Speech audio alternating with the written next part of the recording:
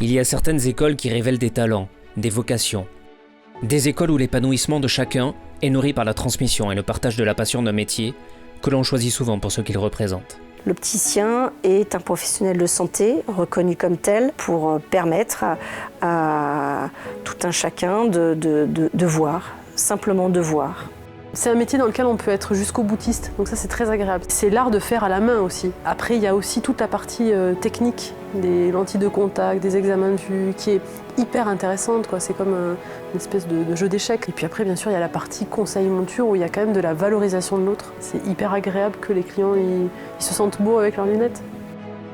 On est un peu passionné par le résultat qu'on arrive à donner aux gens. L'Institut et Centre d'Optométrie de Bures-sur-Yvette est un de ces lieux uniques qui, depuis 100 ans, a vu s'accomplir le rêve de milliers d'opticiens en France et dans le monde. Il y a une différence entre l'ICO et les autres écoles, c'est que l'ICO a plus comme vocation de former des opticiens. C'est pas uniquement une école qui va faire passer un diplôme. Elle va apprendre aussi tous les rouages du métier. Je pense qu'on les suit de près, ils se rendent compte qu'on est là, on est vraiment là pour eux et on est là pour qu'ils aient un BTS et un BTS de qualité. C'est surtout une école qui est très innovatrice dans le style de formation qu'elle peut avoir, que ce soit en formation continue, en formation par alternance.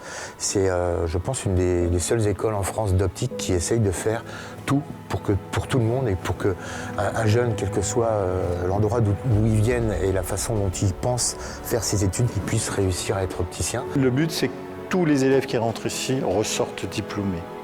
On ne va pas les laisser tomber. Un siècle d'histoire, de destinée familiale, d'ambition et d'innovation. Retour sur ce qui fait qu'aujourd'hui l'ICO fait désormais partie intégrante de l'histoire de sa discipline.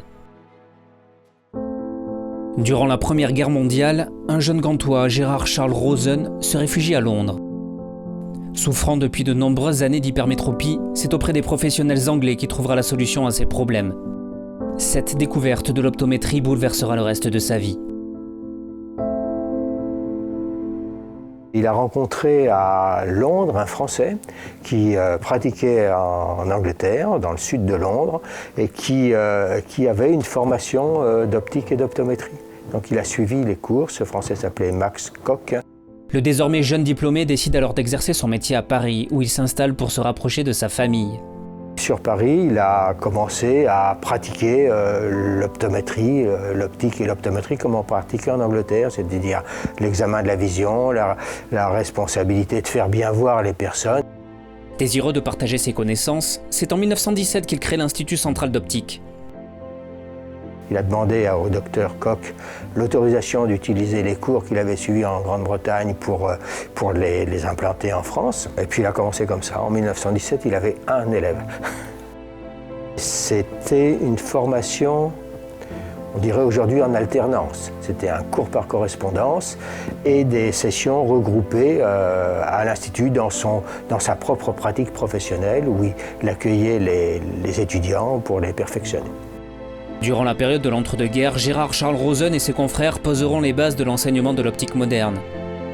Plus de 400 opticiens seront formés à l'ICO. Mais l'optométrie peine encore à être reconnue par le corps médical français ainsi que la sécurité sociale. À cette époque, l'école était déjà tournée vers l'international, à tel point que dans les années 30, pas moins de 12 nationalités suivent les cours de l'ICO, désormais domiciliés au 70 boulevard de Courcelles à Paris. C'était un grand appartement, hein. C'était des immeubles haussmanniens, donc c'était des très grands appartements qui avaient été transformés en salle de classe. Hein. Le début des années 40 marque un tournant dans l'histoire de l'ICO. La profession se structure progressivement et de nombreux anciens élèves encouragent Gérard Charles Rosen à ouvrir une formation diplômante à plein temps. Alors que les écoles des métiers étaient plutôt du style, ce qu'on pourrait rapprocher des bacs professionnels aujourd'hui, l'Institut d'optométrie a monté une formation avec deux originalités. Une qui était donc de faire un enseignement post-bac de 2 ans ou 3 ans. Et l'autre originalité, c'était que c'était une formation mixte. Ça nous paraît étonnant aujourd'hui, mais en 1942, il y avait des écoles pour les garçons, des écoles pour les filles. C'est dans ce contexte que naît en 1942 l'École supérieure d'optométrie qui prépare au brevet professionnel.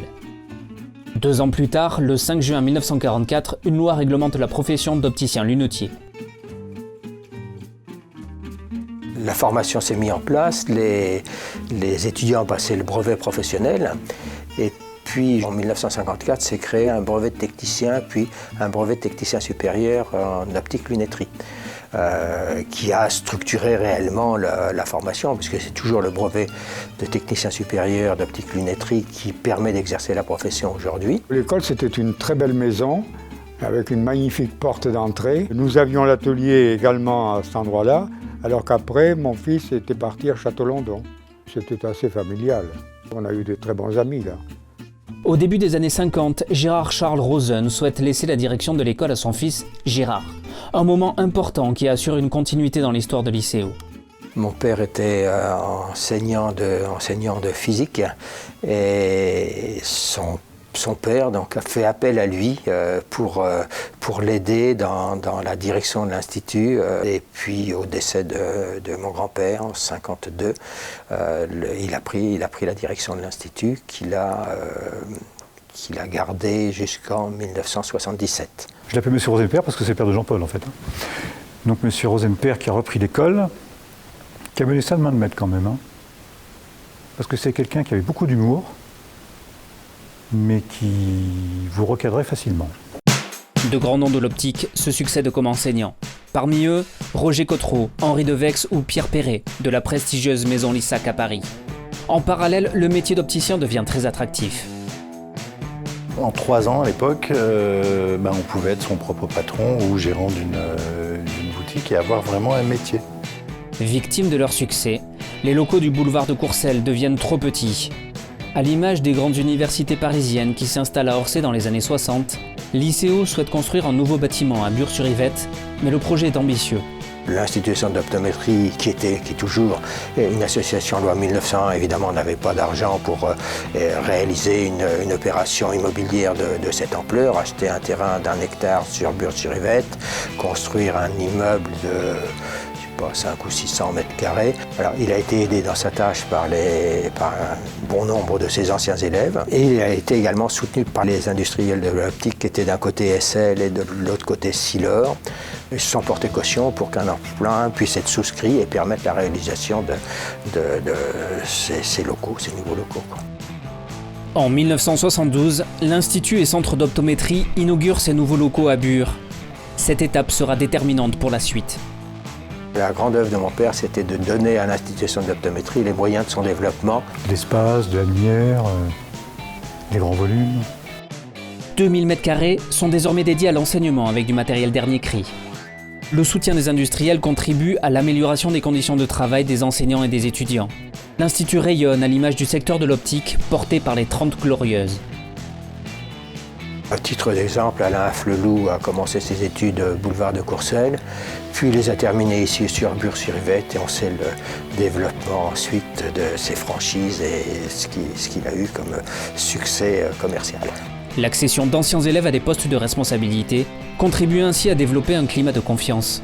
Après l'implantation à Bures, l'institution d'optométrie avait pris une surface, une solidité qui lui a permis de faire des démarches vis-à-vis de l'éducation nationale pour obtenir un contrat d'association. Ce qui fait que les enseignants qui enseignaient sont devenus des enseignants de l'éducation nationale et que l'Institut a pu bénéficier du système des contrats d'association qui permettait de diminuer très très nettement les frais de scolarité pour les jeunes, d'accepter des boursiers, etc.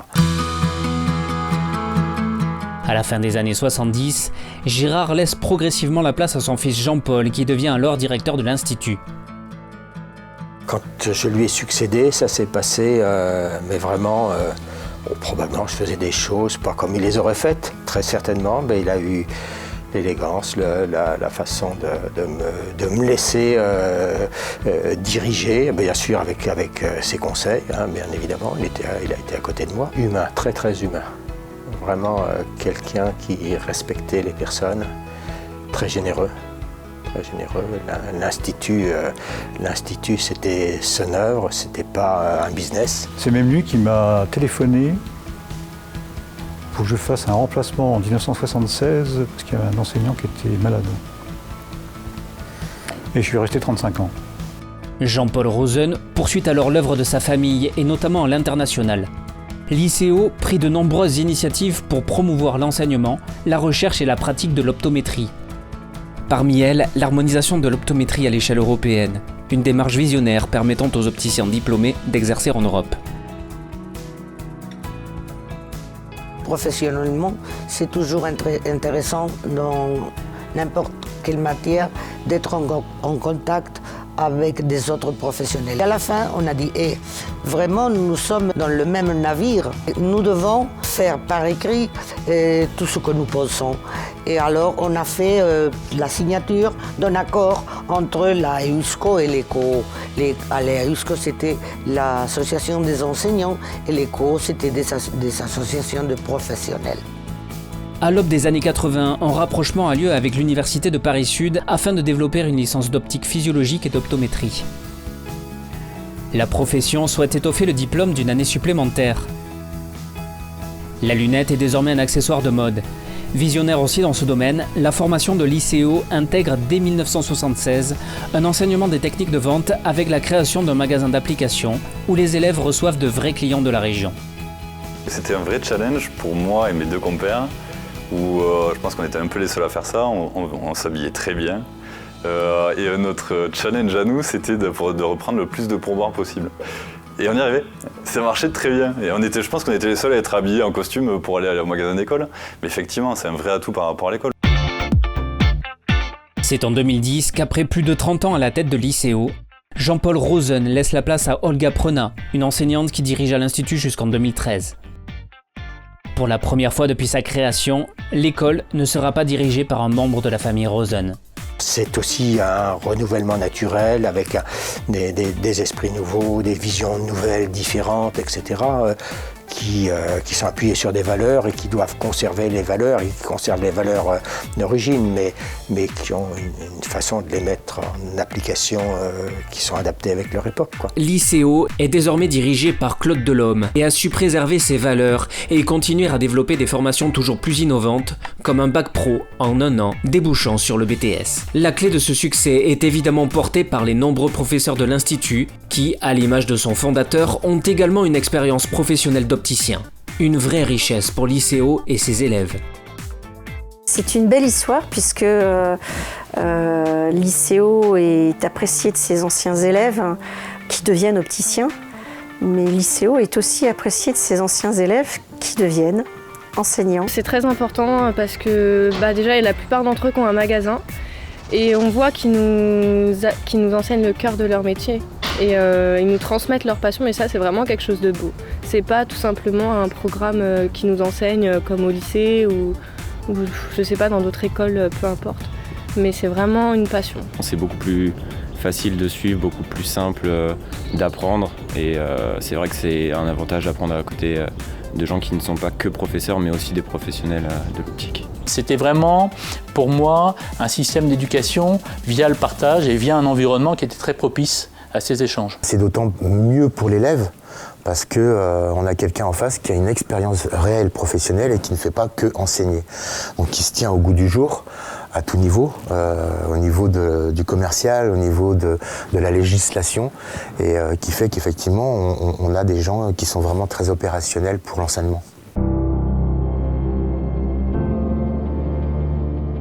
Depuis 1917, l'histoire de l'Institut et centre d'optométrie a été écrite par des milliers d'élèves et enseignants qui ont pu donner vie à leur vocation.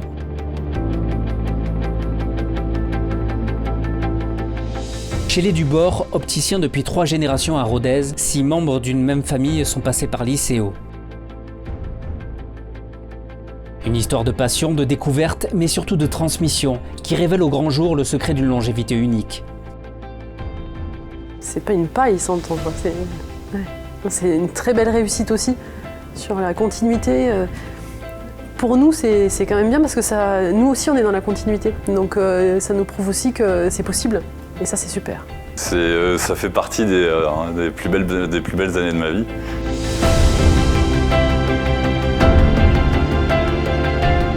C'est vrai que la transmission est importante. Et je pense que l'histoire de l'ICO est très liée à la transmission. Alors la transmission s'est faite effectivement par filiation, mais c'est aussi cette passion. C'est-à-dire que les gens qui sont passés ici ont toujours été touchés par l'histoire de la famille Rosen, et quelque part ça aide à développer une certaine forme de respect. C'est-à-dire que ce n'est pas juste des matières qu'on vient apprendre, on vient aussi passer quelque part à l'Institut Centre d'Optométrie sur des traces. Et on sait que dans le milieu professionnel, les traces sont importantes.